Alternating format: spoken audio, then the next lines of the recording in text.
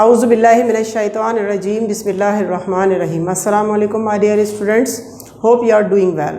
And what are you doing these days? Are you studying, with full concentration, or you are waiting for the colleges to be open?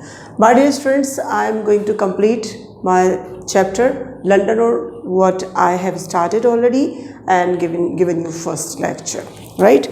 So let me read some of the paragraphs. I have read some of the paragraphs that told you the story. What was the story about, right? And the further paragraphs, writer actually explained or shared his feelings. So this paragraph he has shown somewhat romanticism, and he is telling about the life and about his leaving time, about the locality, right? Let's see. He says, I was propelled, of course, by the traditional forces that had sent many generations along this road. और मैं आगे बढ़ता गया. हाँ, वाकई में जो वहाँ की रिवायती फोर्सेस थी वो मुझे आगे बढ़ाती गई, जैसे उन्होंने कई जनरेशन्स को इस रोड पर आगे बढ़ाया. By the small tight valley closing in round one shifting the breath with its mossy mouth.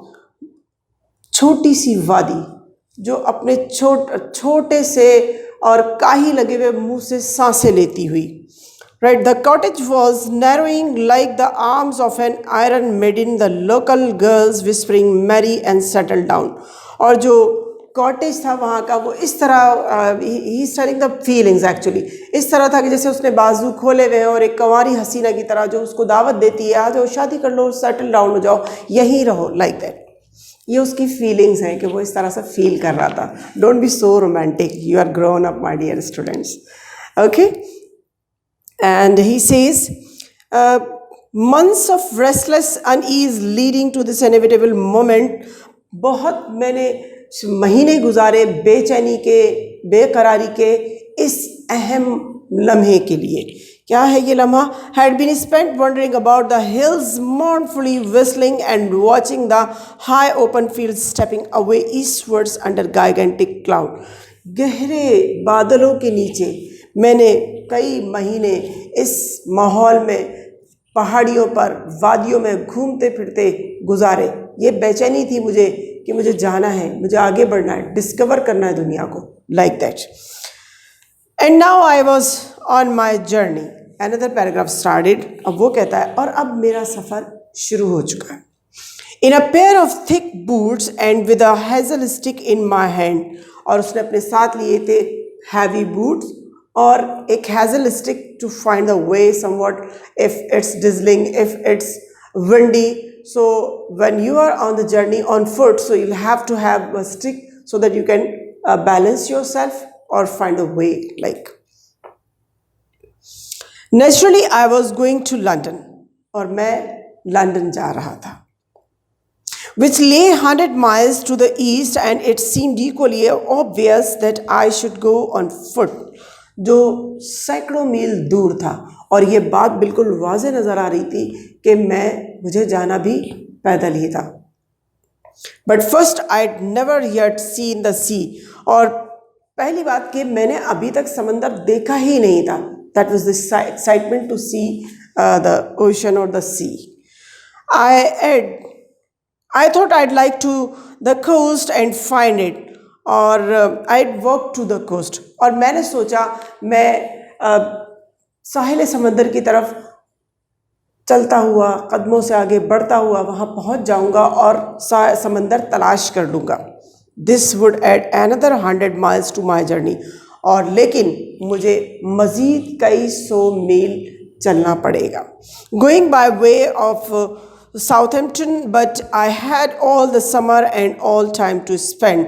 Southampton जगह का नाम है. वो कह रहे मैं उस तरफ जा रहा था, लेकिन अगर मुझे कई मील और भी चलना पड़ा तो उसका कहने का मकसद ये है कि लेकिन मेरे पास पूरी गर्मियाँ थी, बल्कि पूरा वक्त ही था मेरे पास गुजारने के लिए.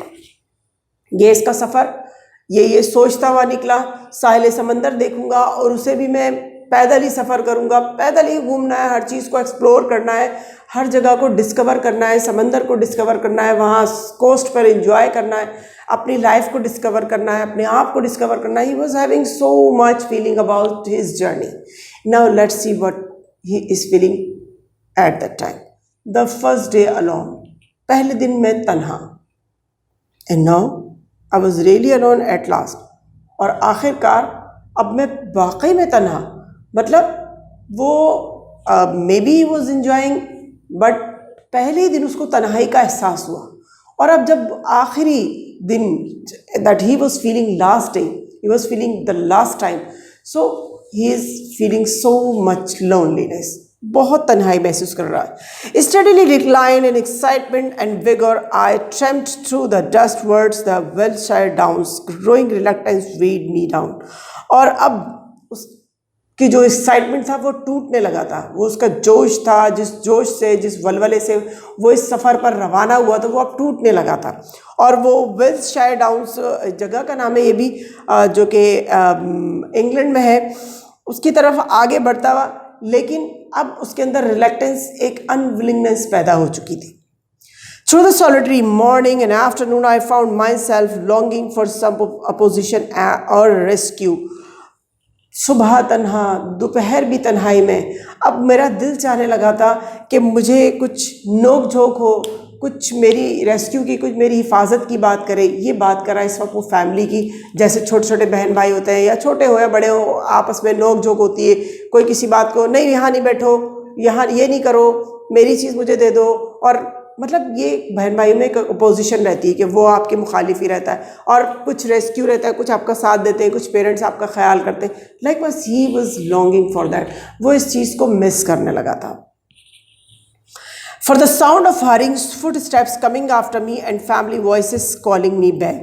और तेज़ी से बढ़ते हुए कदम मुझे अपने पीछे न सुनाई दे रहे थे, और मुझे अपने ख़ानदान की, अपने फैमिली वालों की आवाज़ें सुनाई दे रही थी जो वो मुझे वापस बुला रहे थे. ये भी उसकी फीलिंग्स हैं. No one came, none came, none came, कोई नहीं आया. मतलब उसको ऐसा लग रहा था कि मतलब उसके पीछे कदमों की आवाज़ें हैं और उसके फैमिली वालों की आवाज़ें. ऐसा लग रहा था जैसे लोग आएंगे, उसके फैमिली वाले उसके पीछे आएंगे, और एक मतलब उसकी जो लोनलीनेस है, that he was feeling lonesome, it would be finished with his family members, with his family. But what happened? None came, कोई नहीं आया. आई वाज फ्री, मैं आज़ाद हूँ. That day's silence said, go where you will. उस दिन की खामोशी ने मुझसे कहा, जाओ जहाँ तुम जाना चाहते हो. इट्स ऑल योर्स, अब सब कुछ तुम्हारा है. यू आस्क्ड फॉर इट, तुमने यही सब तो मांगा था. मतलब उसकी अपनी फीलिंग्स जो मैंने अभी पास्ट की बताई कि क्या फीलिंग्स थी, क्या एक्साइटमेंट थी, उसे कोई परवाह ही नहीं थी फैमिली की, उसको कोई ख्याल ही नहीं था उसकी माँ. She was so sad, she was appealing by his gestures, not by the words, but he turn to his journey.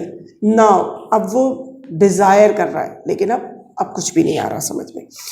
You are on your own, it's up to you now. अब सब तुम पर है. You are on your own, अब तुम अपनी मर्जी के मालिक हो पूरी तरह. कोई तुम्हें टोकेगा नहीं, कोई तुम्हें रोकेगा नहीं, कोई तुमसे कुछ नहीं कहेगा.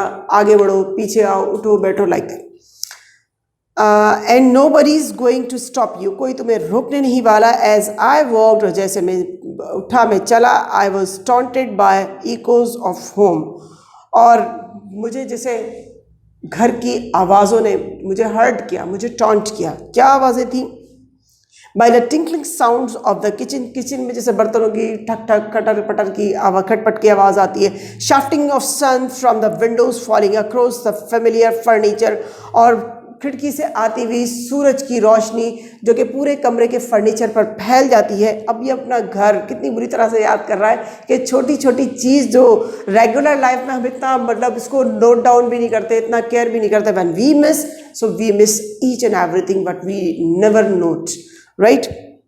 Across the bedroom and the bed I had left, और बेडरूम से आती हुई वो रोशनी और वो बिस्तर जो मैं छोड़ आया था. That is finished, my dear student. So that was all the chapter about the feelings. First of all, the main event is the journey, right? Journey and his mother's feelings. That I have asked some questions about his mother and about his feelings. And also let's see this question: how did writer's mothers feel about his leaving home? That I told. And do you think the writer's home life was a happy one? Now its answer is quite obvious, that now he is bitterly missing his family, even his the sound of his family, the sound of his home, kitchen sound, his family members sound. He's missing his mother, his siblings. He's missing the things, but he never he never noted down like that. So my dear student, you are on the same age. If you want to leave home for your any of your decision, any of your journey, so be careful that you can miss. But wondering about the world, discovering about the world is your right and is the thing that we should do. But we should never forget our family. My dear student, thank you very much. I hope you must understood the chapter. If you have any query, any question, you are free to ask me. Thank you so much. We'll be meeting in my next lecture, next chapter. Till then, Allah Hafiz. Bye bye.